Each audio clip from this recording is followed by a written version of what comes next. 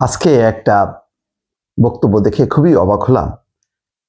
প্রধান উপদেষ্টা ডক্টর মোহাম্মদ ইউনূস বলছেন, তরুণরা দল গড়েছে, নিশ্চিত অনেকেই নির্বাচিত হবেন।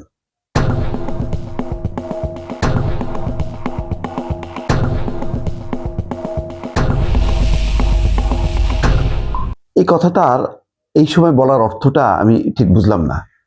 এটা হচ্ছে যে রাজধানীর একটা হোটেলে উচ্চশিক্ষার বর্তমান অবস্থা এবং ভবিষ্যৎ দিক নির্দেশনা 2026 শীর্ষক 3 দিনব্যাপী দক্ষিণ এশীয় আঞ্চলিক সম্মেলনের উদ্বোধনী অনুষ্ঠানে তিনি এই মন্তব্য করেন।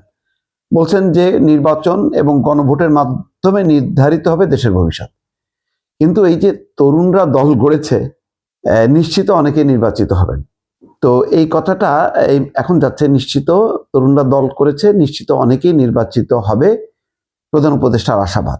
এই আশাবাদটা যখন করছে, যখন দল করে, নির্বাচন করে, তখন অনেক প্রতিদ্বন্দ্বী থাকে। তরুণরা হোক, প্রবীণরা হোক, মধ্যবয়সীরা হোক, অনেকে হবে। সবার প্রতি তো সম্মান রাখা দরকার। তরুণরা ইতিমধ্যে দল করেছে, তরুণদের মন্ত্রী হয়েছে উপদেষ্টা পদমর্যাদায়। সেগুলি খুব কি সমাজে আশাবাঞ্জক পরিস্থিতি তৈরি হয়েছে, নাকি নেতিবাচক অবস্থাও তৈরি হয়েছে? সমালোচনা কি নেই? আছে তো। তো প্রধান উপদেষ্টা যিনি এখন দায়িত্বে আছেন, তিনি তো নিরপেক্ষ থাকবেন। তিনি নিজে একজন প্রবীণ, তরুণদের প্রতি আশাবাদ ব্যক্ত করছেন, আমরাও করি, তরুণরা ভালো করুক।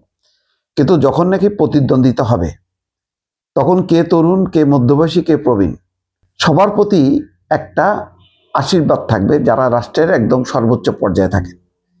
সেখানে যদি কোনো একটা দলকে নির্দিষ্ট করে, তরুণদের দল মানে কি, দল করেছে মানে এনসিপি করেছে, তারা কি করেছে, তারা জামাতের জোটে গেছে, 30টা আসন তারা পেয়েছে, সেখানে নির্বাচন করবে, হ্যাঁ জিতবে, কিন্তু তার তো প্রতিদ্বন্দ্বী থাকবে সেই এলাকায়, তার প্রতিদ্বন্দ্বী সেখানে বিএনপি থাকবে, অন্য দলও থাকবে। তাহলে আমি যদি দেশের একটা গুরুত্বপূর্ণ পদে থেকে আমি যদি একটা দলের প্রতি, প্রার্থীদের প্রতি যদি আমি প্রকাশ্যে বলি যে তরুণরা দল করেছে, অনেকেই নিশ্চিতভাবে নির্বাচিত হবে, নির্বাচিত হওয়া না হওয়ার বিষয়টা হলো ভোটারদের উপর নির্ভর করবে। আর আমার দায়িত্ব হচ্ছে একটা ভালো নির্বাচন কন্ডাক্ট করা। কিন্তু আমি কোনো তরুণদের দল হোক, প্রবীণদের দল হোক, কোনোটার প্রতি আমার পক্ষপাতিত্ব থাকবে না, আমার নির্দিষ্ট কোনো বক্তব্য থাকবে না। এখানে তিনি নির্দিষ্টভাবে বক্তব্য রাখছেন তরুণদের দল, তার মানে শুধু নামটা বলেননি এনসিপি। এটা ঠিক না। এইগুলো হলো আরো ডুবানোর হচ্ছে একটা রাস্তা। কারণ এমনিতেই পরিস্থিতি আমরা তো বুঝি বেশি ভালো না, এবং তরুণরা এই জামাতের জোটে যাইতে গিয়ে তাদের একটা বড় অংশ বা একটা অংশ সরে গেছে, এবং তার মধ্যে উল্লেখযোগ্য সামান্তা শারমিন, তাসনিম যারা, ডাক্তার তাসনুভা জামিন, এরকম কিছু মুক্ত পরিচিত হয়েছে, তারা সরে গেছে।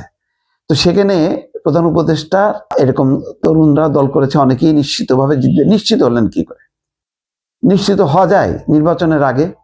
এটা তো শেখ হাসিনা এইভাবেই আচরণগুলি করতো, যে একদম নিশ্চিতভাবে শতভাগ জিতবে, এরকম এক ধরনের আশা। তাও তিনি একটা দলের প্রধানমন্ত্রী হলো। আর তিনি তো কোনো দলের না, তিনি কার্যত একটা কেয়ারটেকার সরকারের প্রধান। তা কেয়ারটেকার সরকারের প্রধান বা অন্তর্বর্তী সরকারের প্রধান এভাবে বলতে পারে, যার অধীনে এতগুলো রাজনৈতিক দল আস্থা বিশ্বাস নিয়ে নির্বাচন করছে, সে কি বলতে পারে কোন একটা দলের প্রতি এইভাবে আশীর্বাদ ব্যক্ত করতে পারে?